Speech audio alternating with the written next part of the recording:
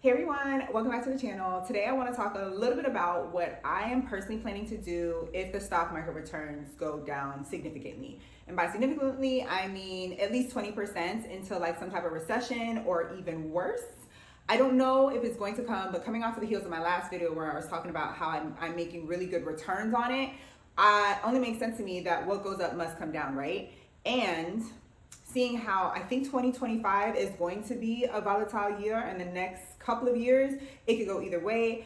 I decided to kind of be a little bit proactive because I don't know if you remember, but in 2008, there were a lot of people who made windfalls and getting wealthier because they had their ducks in a row, or they quite honestly had wealth, and that's a lot of times when the wealthy get rich. Also started thinking about this last week specifically because of two words, and those two words are Warren Buffett.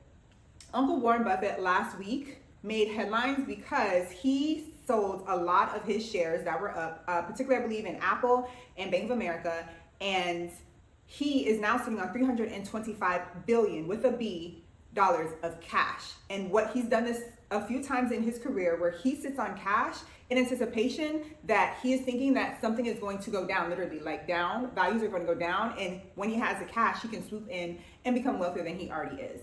So when I saw Uncle Warren doing that, I was like, I need to get on my Zoom and I need to start at least preparing and looking around to see what my possibilities are.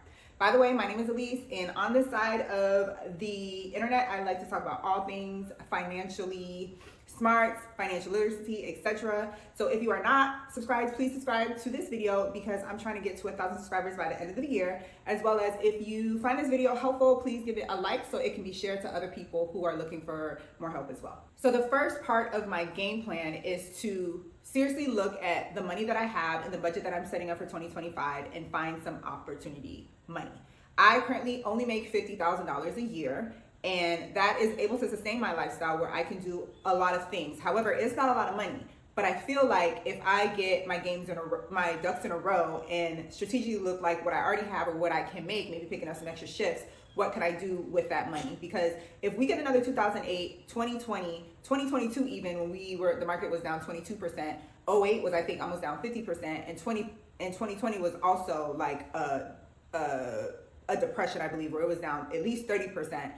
There's an opportunity for money to be made, right? For example, everybody who cares about financial literacy has somehow come into contact with Dave Ramsey. In 2008, Dave Ramsey bought $100 million worth of real estate and only paid $15 million for it.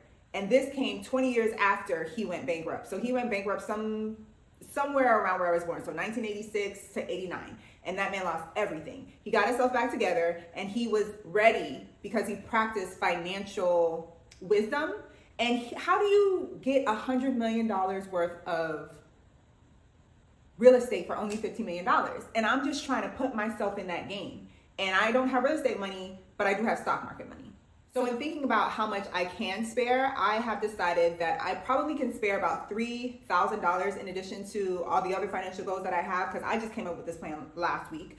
But I think I can come up with $3,000 that if something goes down, literally, the values go down, I'm going to transfer $3,000 into a brokerage account to invest in things that have gone bust.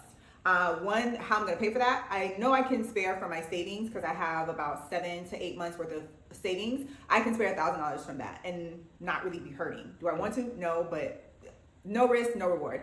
And then the $2,000 I'm going to work on just making on my own, making some extra money, picking up some extra shifts, honestly, because I'm not really into that side hustle thing anymore. But it might come down where I'm going to have to take out the $3,000 from my savings and then just really only pay myself $2,000 back.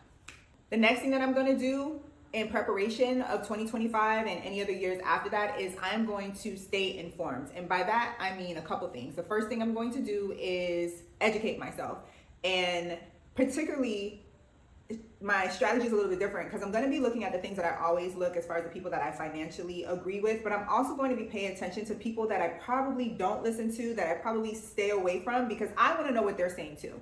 I think it would behoove me to know different people's financial thinkings and incentives and then make an educated decision on that. And for both of the sources that or the outlets that I look into, whether it's a podcast or print media, I'm going to be checking those sources with other things to just double check when I am learning is the most factual that it can be. Another thing that I think is important in preparation for the next few years to come is staying factual and specifically out of my emotions. Staying factual for me means that I need to remember what has happened in the past. What are the facts of the past? Because honestly, when things drop, I'm going to be worried about like my other accounts that if they go down to 50%, I may freak out. I'm not trying to freak out, but I think we're emotional beings. So what I'm trying to do is remember to stay factual and keep my emotions out of it. And the facts are, in the situation when the stock market goes up and down and economies go up and down,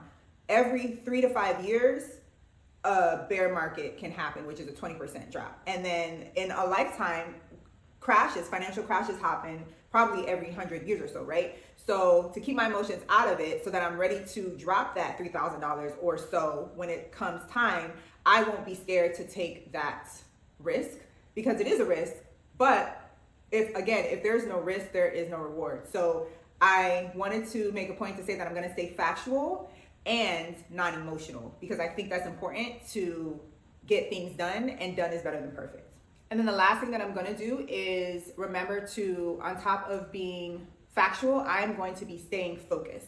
I think being focused, especially in this last 2 months of the year and going into the new year, I think right now is the most pivotal time for me to stay focused and put my blinders on and not be concerned about what's going on. What I need to be focused on is two things. First is I need to keep my job. I don't think anybody's free from layoffs, and I don't know what the future is holding. But while I do have a job, I'm going to be focused on going there all the time, every shift, being on time, doing the best that I can be. Just because of my character, that's just how I've always conducted myself. But a half of life, especially in working, is showing up every shift, whether you like that job or not. It's like, I'm going to work, make my money for the shift, and I'm going to go home. I'm not going to let anything upset me.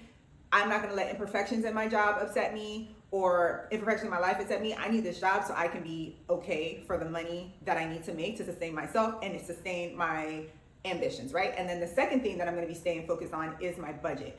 At this point now, my budget needs to be crystal clear, and I am going to be focused, especially these last days of this year, to see if I can find any extra money that will help me with my seed money for being prepared for a possible windfall.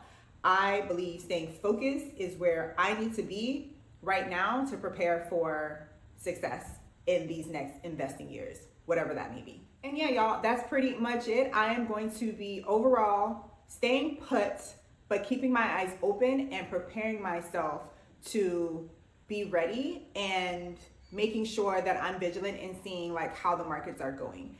Let me know in the comments, do you think that what I have put into place are good or bad ideas? And also, I'm curious to know if there are things that you are looking at other than the stock market, maybe like real estate, maybe you have more money to invest than I do, because I do not have money for real estate. And y'all know how I feel about Florida real estate. But I'm curious to know what things are y'all looking into. Crypto apparently is something that might be taking off.